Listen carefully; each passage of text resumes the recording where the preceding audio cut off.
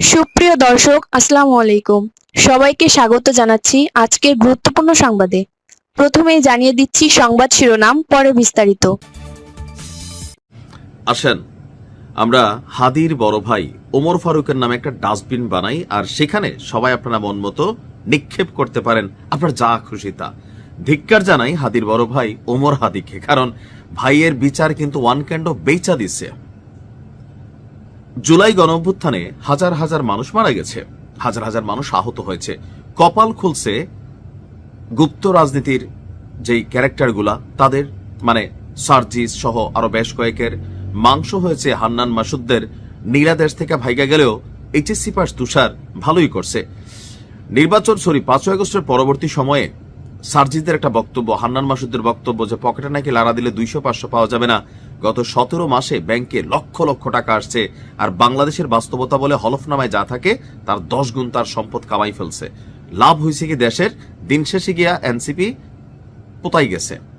অপরদিকে হাদির বিষয়ে যখন আপনি বিচার যাচ্ছেন, রাস্তায় কান্নাকাটি করতেছেন, পলিটিক্যাল স্ট্যান্ড বাজিও কেউ কেউ করতেছেন, হাদির পরিবার যেই সুবিধাটা নিয়ে নিল সরকার থেকে, এই সুবিধার মধ্যে কিছু শর্ত আছে। তো আমি কোথায় বলছি ডাস্টবিন বানাইতে? এবার আসেন যে এই ওমর হাদি এখন থেকে কি করতে পারবে আর কি করতে পারবে না, সে তো তার ভাইয়ের বিচারের দাবিটাই করতে পারবে না, কারণ শর্ত আছে বাবা। তলে তলে সেটেলমেন্ট হয়ে গেছে, ভাইয়ের বিচারকে সে বেচা দিছে সরকারি কর্মচারী হিসাবে, বা যেই পদটা বাগাইছে যুক্তরাজ্যের মতন দেশে বউ বাচ্চা নিয়ে যাবে, এর আর বিচার টিচার চায় না। হাদি মারা খাইছে, এটাই বাস্তবতা। যাই হোক, আজকের ব্রেকিং নিউজ হচ্ছে ইনকিলাব মঞ্চের আহ্বায়ক শহীদ হাদির ভাই ওমর বিন হাদিকে যুক্তরাজ্যের বার্মিংহামে অবস্থিত বাংলাদেশ সহকারী হাই কমিশনে দ্বিতীয় সচিব পদে চুক্তিভিত্তিক নিয়োগ দিয়েছে অন্তর্বর্তী সরকার 3 বছরের জন্য। তো এখানে একটা রাষ্ট্রপতির নির্দেশে আপনার একটা এই প্রজ্ঞাপন জারি করা হয়েছে। তো প্রজ্ঞাপনের কিছু শর্ত আছে। ওমর বিন হাদিকে যোগদানের তারিখ থেকে 3 বছর মেয়াদে এই পদ দেওয়া হয়েছে। নিয়োগকালীন সময়ে তিনি অন্য কোনো পেশা, ব্যবসা কিংবা সরকারি, আধা সরকারি কিংবা বেসরকারি কোনো প্রতিষ্ঠান বা সংগঠনের সাথে কর্ম সম্পর্ক রাখতে পারবেন না। তো সেটি ইনকিলাব মঞ্চে আসিল, ইনকিলাব মঞ্চ থেকে তো হাদির বিচারটা সবচেয়ে বেশি চাওয়া হচ্ছে। তো তার যে শর্তগুলা দিছে, আপনি এরপরে আর বলবেন যে আপনি হাদির বিচার চান? তার ভাই হয়ে তো ভাইয়ের বেচ্চা দিছে। ভাই, এদেশে এটাই হয়। System system. এখানে আমি আবারও বলি, সে কি করতে পারবে না নিয়োগকালীন সময়, মানে আগামী 3 বছর। এখন যদি সে কালকে নিয়োগপ্রাপ্ত হয়, পরশুদিন থেকে ইনকিলাব মঞ্চের সাথে তার সম্পর্ক ছিন্ন করতে হবে।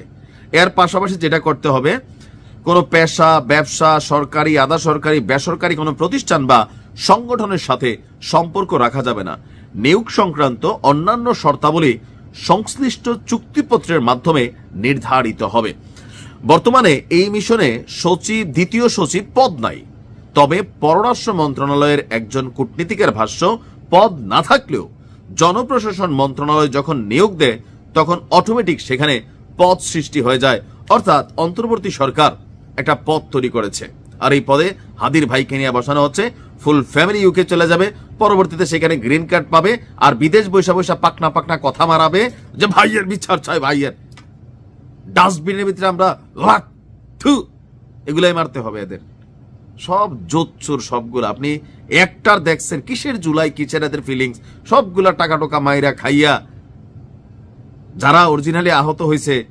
দেখেন এক একজন এমপি টিকিট লইয়া দৌড়াদৌড়ি, এদের পরিবারে কেউ আহত হয়েছে, গুলি খাইছে একটা।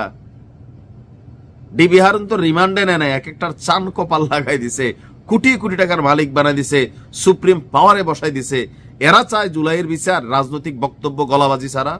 হাদির ভাইয়ের এই সিদ্ধান্ত কি মনে হয়েছে আপনার কাছে? সবগুলা ধরেন ধান্দায় হাঁটে, সেম। তবে আমরা হাদি হত্যার বিচার চাই। যারাই করছে, যেই করছে, এটার বিচার হওয়া উচিত। আজকে হাদি, কালকে আপনিও কোনো ইস্যুতে পড়তে পারেন, আপনার ফ্যামিলি এরকম স্যাটেল হয়ে যেতে পারে, চাকরি বাকরি, পদ পদবি। ভাইয়া ভাই, নিজের জীবনটা গুরুত্বপূর্ণ, যেটা বোঝা যাচ্ছে। আপনি মরে গেলে সব শেষ। ভালো থাকুন।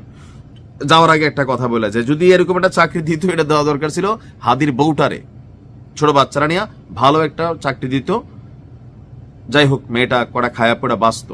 হাদির ভাই থেকে হাদির বউয়ের চাকরিটা জরুরি ছিল। ভালো থাকুন।